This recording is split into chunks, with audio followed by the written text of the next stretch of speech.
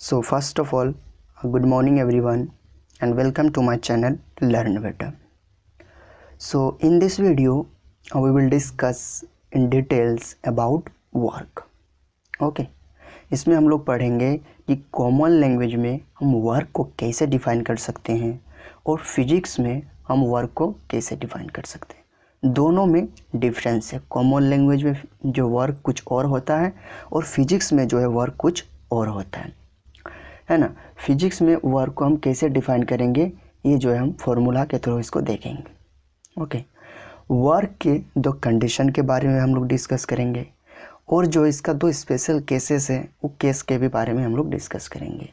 First case हम लोग discuss करेंगे जब फोर्स एंड डिस्प्लेसमेंट दोनों सेम डायरेक्शन में होता है तो वर्क क्या होता है, और सेकंड केस हम लोग देखेंगे जब force and displacement same direction में नहीं होता है तब हम वर्क जो है कितना मिलेगा हमको वो हम डिस्कस करेंगे। ओके, तो आइए सबसे पहले हम देख लेते हैं कि कॉमन लैंग्वेज में वर्क और फिजिक्स में वर्क क्या होता है।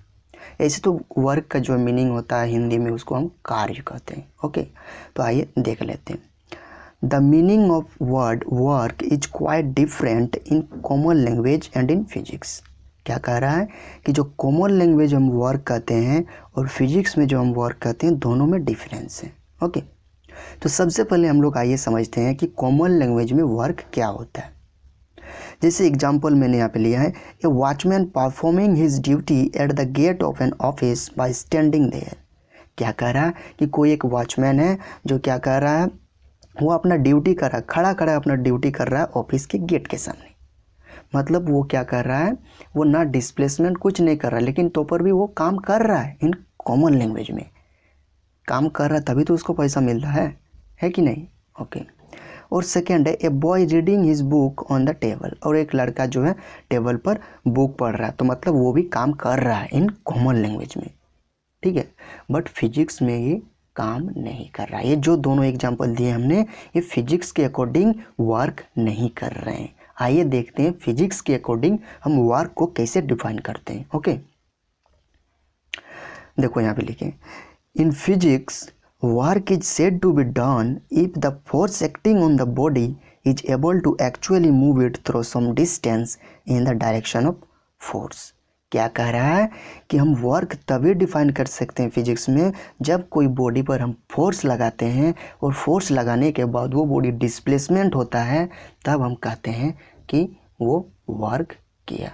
ठीक है, उसको हम वर्क डेफिनेशन करेंगे इन फिजिक्स में, है ना। इसको हम एग्जाम्पल के थ्रू समझेंगे, अभी आपको डेफिनेशन बता दिए। ओके, तो यही है definition, this is the definition of work. क्या कह रहा है, जब हम किसी बॉडी पर वर्क फोर्स लगाते हैं और उस फोर्स के थ्रू बॉडी डिस्प्लेसमेंट करती है, इसका मतलब वो बॉडी वर्क किया। ओके, जैसे मैंने एग्जाम्पल के थ्रू आपको समझाएंगे अभी। ओके, तो ये डेफिनेशन हो गया वर्क का। वर्क का जो है दो कंडीशन है, ये दो कंडीशन अगर यहाँ पे जो मैंने लिखे हैं,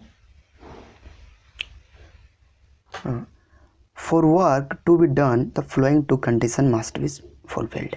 ये जो कंडीशन है, फर्स्ट कंडीशन क्या है, a force must be applied. जो भी बॉडी होगा उसमें एक फोर्स अप्लाई होना चाहिए। और सेकंड क्या है, the applied force must produce a displacement in any direction except perpendicular to the direction of force. ये क्या कर रहा है कि उस बॉडी पर अप्लाइड फोर्स जो है डिस्प्लेसमेंट प्रोड्यूस करेगा ड्यू टू अप्लाइड फोर्स। तो वो जो होगा फोर्स एंड डिस्प्लेसमेंट जो होगा वो एक दूसरे के परपेंडिकुलर नहीं होना चाहिए। ठीक है, क्योंकि परपेंडिकुलर अगर होगा तो वहाँ पे हम लोग देखेंगे जो वर्क जो होगा वो जीरो होगा। अब क्यों होगा ये हम डिटेल में बाद में डिस्कस करेंगे। ओके, जब नेचर ऑफ वर्क के बारे में हम लोग डिस्कस करेंगे तब मैं वहाँ पे आपको एक्सप्लेन करूँगा। ओके, तो ये मतलब परपेंडिकुलर नहीं होना चाहिए फोर्स एंड डिस्प्लेसमेंट। ओके, अगर फोर्स मैंने एक्स डायरेक्शन में लगाया तो डिस्प्लेसमेंट भी एक्स डायरेक्शन में होगा, या फिर कुछ एंगल के थ्रू वो लेस देन 90 डिग्री एंगल के थ्रू वो डिस्प्लेसमेंट होगा, फोर्स अप्लाई करेंगे उधर। ओके, तो ये दो कंडीशन क्या, a force must be applied और सेकंड जो है the applied force must produce a displacement in any direction. वो डिस्प्लेसमेंट किसी भी डायरेक्शन में हो सकता है except the perpendicular direction. Okay, ये दो कंडीशन आपको सेटिस्फाई अगर हुआ तभी जो है वर्क का डेफिनेशन होगा, मतलब वर्क करेगा वो बॉडी। ओके, अब दो हम लोग केस के बारे में डिस्कस करते हैं। फर्स्ट केस हम लोग डिस्कस करते हैं। फर्स्ट केस क्या है, जब ये कोई एक बॉडी है, ओके, जब इस पर मैंने फोर्स लगाया तो फोर्स मैंने देखो इस डायरेक्शन में लगाया, एक्स डायरेक्शन में, तो डिस्प्लेसमेंट भी मेरा एक्स डायरेक्शन में हुआ।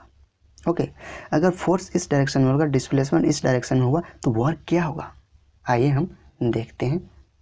ओके, तो मैंने फिगर में देखा वहाँ पे कि जो फोर्स एंड डिस्प्लेसमेंट दोनों का डायरेक्शन सेम हुआ। केस 1 हम लोग देख रहे हैं। Suppose a force is applied on a body in such a way that the body suffer a displacement s in the direction of force। मैंने देखा उधर क्या कि फोर्स एंड डिस्प्लेसमेंट दोनों सेम डायरेक्शन में हो रहा। Then the work done is given by w equal to fs। इतना होगा। कैसे होगा इतना, आइए देखते हैं। बट इन वेक्टर फॉर्म हमको वर्क के बारे में पता है, w equal to f dot s। ये दोनों को वेक्टर प्रोडक्ट, जो वर्क होता है वो dot product of f and s होता है।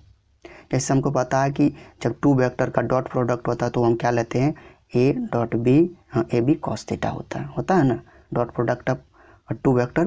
तो यहाँ भी सिमिलरली हमने क्या किया है, जो डॉट प्रोडक्ट है फोर्स एंड डिस्प्लेसमेंट के बीच में f डॉट s है, इसको हम इस प्रकार लिख सकते हैं, क्योंकि a डॉट बी हमको पता है ए बी कॉस थीटा होता है, तो सिमिलरली f डॉट s क्या होगा, एफ एस कॉस थीटा होगा। अब क्या हुआ, जब डायरेक्शन सेम था, फोर्स एंड डिस्प्लेसमेंट का देखो डायरेक्शन सेम है। मैंने वहाँ पे फिगर में केस 1 में आपको दिखाया कि फोर्स एंड डिस्प्लेसमेंट दोनों का डायरेक्शन सेम है।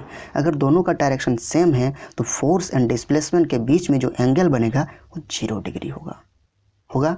यस, ऑफ कोर्स 0 डिग्री होगा। अगर 0 डिग्री होगा तो कॉस थीटा, जो थीटा का मान 0 होगा, और कॉस थीटा का वैल्यू कितना होता है, कॉस 0 डिग्री का मान कितना होता है, 1 होता है कि नहीं, कॉस 0 डिग्री का मान 1 होता है।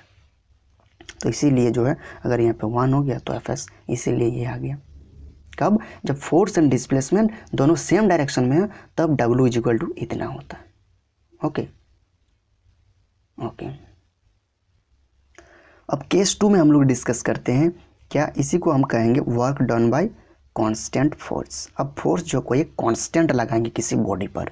ओके, तो केस 2 में हम लोग देखेंगे, इसमें हम देखेंगे कि जब फोर्स एंड डिस्प्लेसमेंट दोनों सेम डायरेक्शन में नहीं हो, उस केस में वर्क क्या होता है, आइए उसको समझ लेते हैं। तो ये कोई एक बॉडी है, ठीक है, तो इसमें इधर फोर्स लगा रहे हैं, इस डायरेक्शन में फोर्स लगा रहे हैं, देखो तो कुछ एंगल मार रहा है क्योंकि डिस्प्लेसमेंट इधर हो रहा है। तो फोर्स एंड डिस्प्लेसमेंट के बीच में एक एंगल मर रहा है थीटा। तो हम जानते हैं एक्स डायरेक्शन में जो होता है उसको हम एफ कॉस थीटा लिखते हैं, और जो वाई डायरेक्शन में होता है उसको क्या लिखते हैं, एफ साइन थीटा लिखते हैं कि नहीं, यस। तो ये कोई एक बॉडी था जिसमें मैंने क्या लगाया, इस डायरेक्शन में फोर्स लगाया, और इस डायरेक्शन में जो है डिस्प्लेसमेंट बॉडी का हो रहा है। फोर्स तो इस डायरेक्शन में लगा रहा है लेकिन डिस्प्लेसमेंट इस डायरेक्शन में हो रहा है। ओके, आइए इसको हम लैंग्वेज और वर्क के फॉर्मूला के थ्रू समझते हैं। Suppose a constant force F applied on a body produce a displacement S। मैंने क्या क्या, कांस्टेंट फोर्स जो यहाँ पे अप्लाइड कर रहे हैं जिसका डिस्प्लेसमेंट प्रोड्यूस हो रहा है S in the body in such way that S is incline to F at an angle theta. वो क्या देखें हम उधर उस साइड में केस 2 में, वहाँ पे फिगर में क्या देखें कि जो F जो फोर्स और डिस्प्लेसमेंट के बीच एक एंगल बन रहा है थीटा, वही एंगल थीटा है।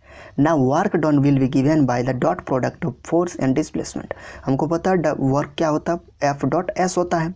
तो एफ डॉट एस जो होता है ये क्या हम इस प्रकार लिख सकते हैं, इसको एफ कॉस थीटा, या मोड के फॉर्म में इसको हम लिख सकते हैं, ठीक है।